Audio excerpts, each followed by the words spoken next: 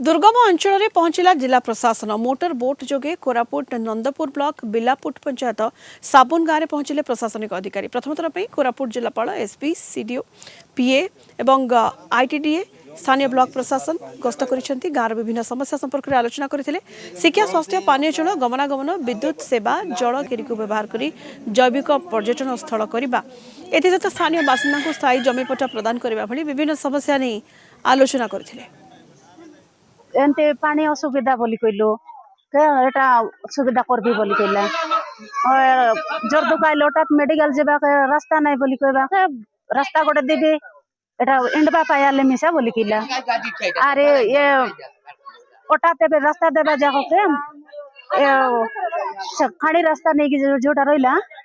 सेती गोटे घर हठात पानी बनाइले अरे हमके जोर दुकाइले ने जीवा आसवा सुविधा हो बोली कहलु बहुत आमर समस्या रही है जमी कि रास्ता घाट पीवा पानी ये आमर जमी आउ पाठ पढ़ा पिला मान जितकी रोचंती कि नहीं गाँव में